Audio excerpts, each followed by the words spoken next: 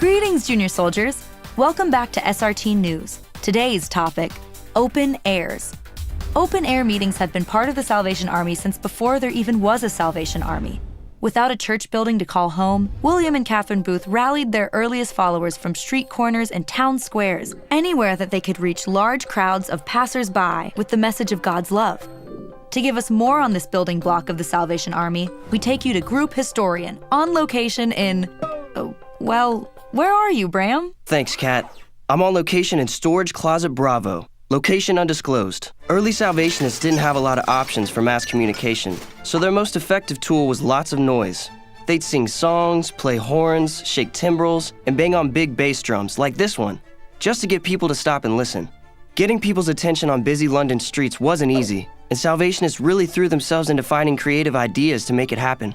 One soldier would run around in circles ringing a bell. Sometimes junior soldier choirs would sing to gather an audience. One especially, devoted officer decided to go to the public square every night and lie down in the snow for 45 minutes just to create a spectacle. Then he'd stand up and preach to those who came to watch. Our open airs worked so well that the Salvation Army has held on to many of those things. Horns, timbrels, and drums. Even now, it's a way of keeping us connected to our roots. Personally, I'm just glad that they discontinued the whole lying in the snow business. Yeah, me too, Bram. For more on the open air method, we take you to Turk. Ready, Turk? Ready, Kat.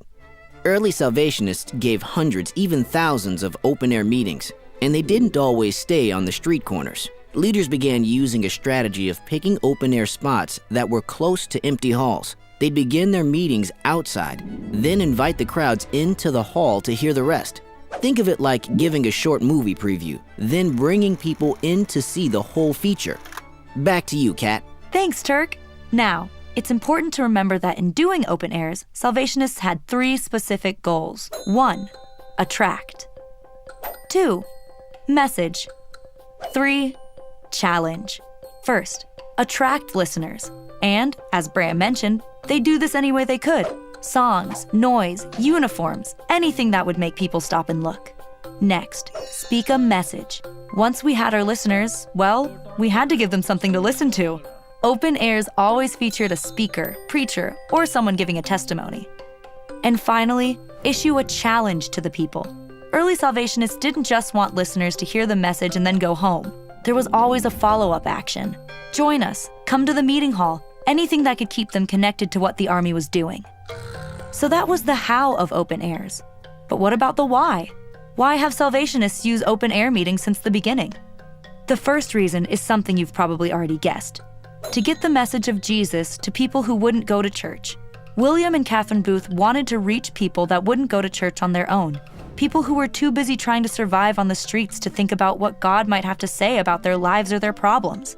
Open airs were a way for officers, soldiers, and even junior soldiers like us to take the gospel to where the people were. Also, the Salvation Army was new, and lots of people didn't yet know what kind of mission it was going to have. Open airs helped Salvationists speak out against evil and injustice and show that they were a force for good. And we're still speaking out today. Remembering our history helps us stick close to the heart of the Salvation Army's mission. That's all for today, junior soldiers. Over and out.